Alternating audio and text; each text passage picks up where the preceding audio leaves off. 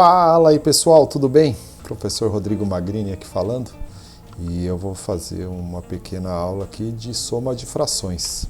Então, algo bem simples e fácil.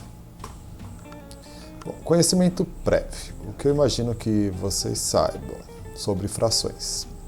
Bom, devemos entender que o que representa uma fração. Vamos por um exemplo.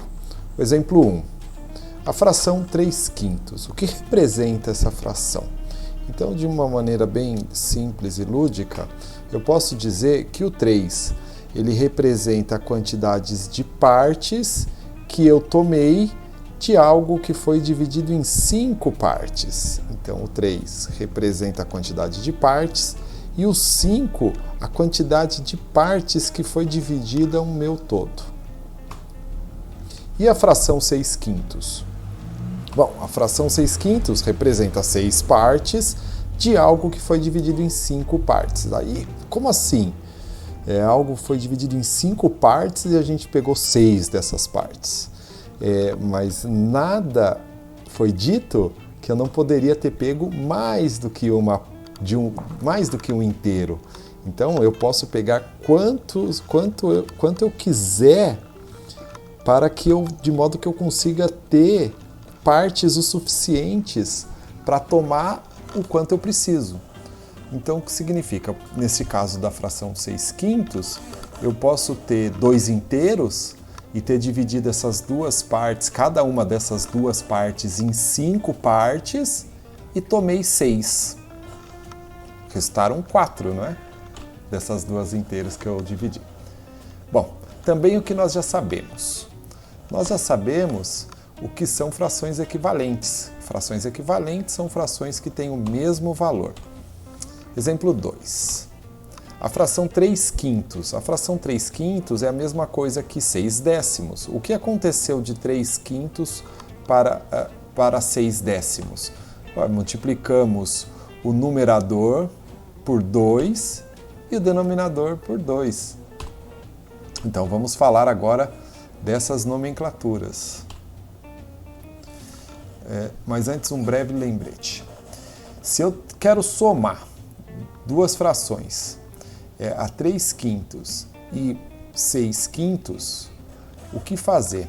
O que eu já sei? Já sei que 3/5 representa 3 partes de algo que foi particionado em 5 partes.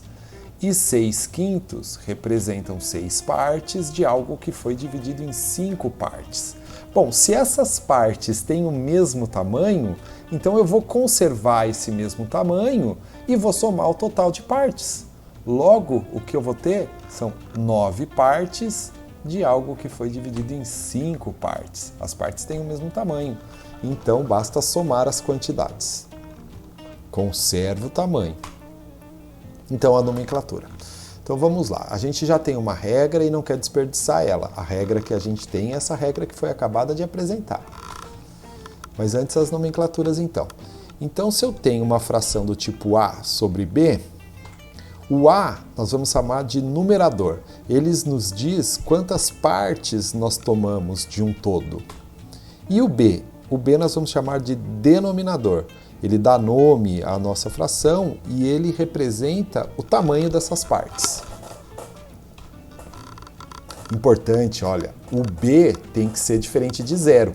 Como que a gente poderia tomar partes de algo com tamanho 0? Então, o B é sempre dividido por 0, é sempre diferente de 0. Nós dizemos também que não podemos dividir nada por 0, mas isso é uma outra história. Bom, como utilizar aquela regra que a gente aprendeu? A gente sabe somar frações que têm partes iguais. É isso que eu tenho que ter em mente. Então, essa era a nossa regra. Então, se eu tenho uma fração A sobre B mais uma outra fração C sobre B, notem que o nosso tamanho está sendo dado pelo denominador B. E é o mesmo denominador para ambas as frações, ou seja, essas frações têm o mesmo tamanho. Então eu conservo esse meu tamanho e somo o total de partes. Essa era a nossa regra. Bom, e se a gente tiver um problema diferente desse? O que fazer? A gente tem que encontrar uma forma de transformar esse nosso novo problema num problema que a gente já conhece. E o problema que a gente já conhece são frações que têm o mesmo denominador. Então vamos lá, transformando o problema. Então, agora com denominadores diferentes. Exemplo 3. A fração 5/6 mais 2/3. Olha, observem, agora os denominadores são diferentes. Eu vou chamar essa equação de equação 1. Bom, como a gente já relembrou, a gente sabe o que são frações equivalentes, frações que têm o mesmo valor, que equivalem à mesma coisa. Então, eu posso escrever a fração 2/3 como sendo 4/6, ou seja, eu multipliquei o numerador por 2 e o denominador por 2 também. Dessa forma, eu posso pegar a minha equação número 1 e reescrever ela. No lugar de escrever 2/3, eu posso escrever 4/6. Olha só, então eu tinha 5/6 mais 2/3, isso é a mesma coisa que 5/6 mais 4/6. Eu só substituí 2/3 então por 4/6. E aí, o que aconteceu? Agora aconteceu que eu recaí num caso que eu sei resolver. Eu tenho os mesmos denominadores em ambas as frações, o mesmo denominador. Então, eu vou manter esse meu denominador e vou somar os meus numeradores. Então, eu mantive o 6 e somei 5 mais 4, que dá 9. Fiquei com a fração 9/6, mas eu preciso simplificar essa fração. É melhor, é mais elegante a gente conseguir representar uma fração em sua forma simplificada. Então, eu dividi o meu numerador por 3 e dividi o meu denominador também por 3. Obtive a fração 3/2. Bom, fácil demais, não estão achando? Então vamos a um outro exemplo. Exemplo 4.